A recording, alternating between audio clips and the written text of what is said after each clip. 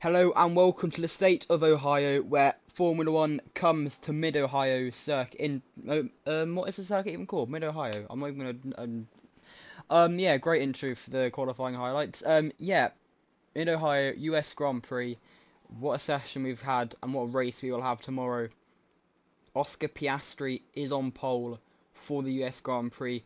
Joining him on the front row, the man who has arguably been one of the worst qualifiers of all time. I think him and I didn't think he's been the worst qualifier of this season so far. Carlos Sainz, always right at the back in the RB. 8 thousandths of a second off pole. He starts in second place. The top 8 all separated by less than 1/10 of a less than a tenth of a second.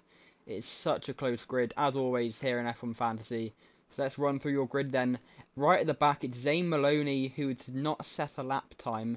Neither did George Russell. Neither of them actually made it out of the pits. I have no idea why, but that is a huge shock. Maloney, not so much.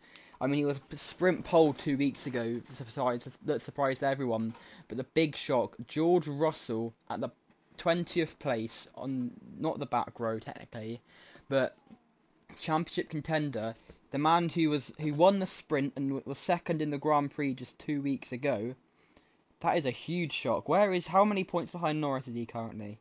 Just having a look. He's 5 points off. And with how Lando Norris qualified, if he actually set a lap time, who knows how he would have done. Anyway, last of the runners who have set a lap time, Lewis Hamilton down in 19th. It's a surprise for him, considering he's qualified pretty decently last few races.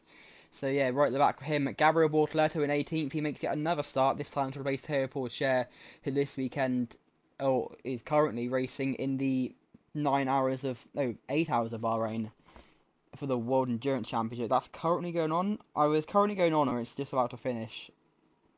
It's probably almost done, to be honest. Let me have a quick check of the. Oh, it finished ages ago. Yeah, so he's already raced this weekend at the 8 hours of Bahrain.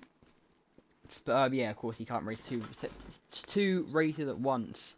So Gabriel Bortoleto is replacing him, and he's down in 18th place. He's, apart from getting pole at the Australian Grand Prix, not been amazing when he's been called up to replace people. Anyway, then we got Albon in 17th, Doohan in 16th. I think any long shot chance of him winning the championship. He's been really poor since he won the British Grand Prix. He's down in 16th place. Championship leader Lando Norris in 15th place. That is huge. He's the lowest qualified McLaren on the grid. Why is Oscar Piastri still going around, by the way? I don't really get that. Anyway, Stroll in 14th. He's shown some promise recently. I'll give him that. Gasly in 13th. Mr. Consistent. Not really been consistent so far this weekend. Lawson in 12th. Ocon 11th. Behrman in 10th. He needed to qualify well with where Norris and Russell are. He is currently... I'll have a look. He is... 40... Wait. I think it didn't... Okay. Russell's 4 points off of Norris, as Piastri finally comes into the pits. Behrman is 14 points off, so he would have needed a decent qualifying session, so it's a big surprise for him. Also, Piastri, Doohan's 36 points off, so I think any chance of him qualifying or doing well in the championship is now over. I think he's basically confirmed into P6, unless Gasly he's only 5 points behind him, actually. Anyway, let's stop rambling on. Behrman 10th, Drugovich 9th. He normally qualifies quite low down, so it's a good session for him. Herta in 8th, the wildcard driver for this weekend.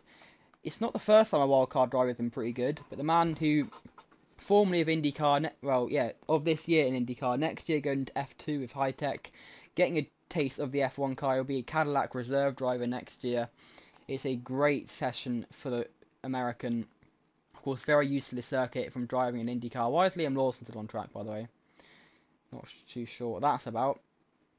But yeah, 8th for Herta, it's a very good impression for his first time in a proper F1 session. Of course, he has tested from McLaren before at, where was it?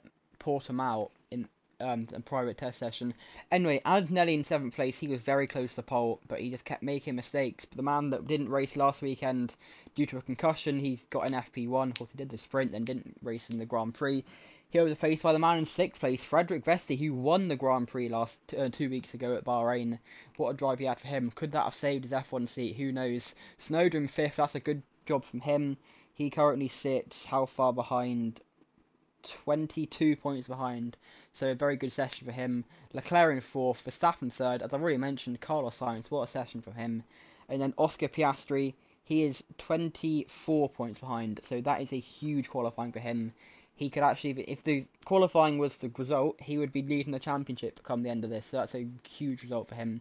Anyway, let's go on a on-board lap with the with the Australian. Where was his pole lap? Is it a bit further back? Is it this one? It must be this one.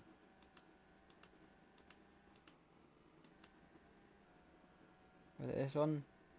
It was this one, so let's go back. Yeah. Here's a pole lap from mid-Ohio.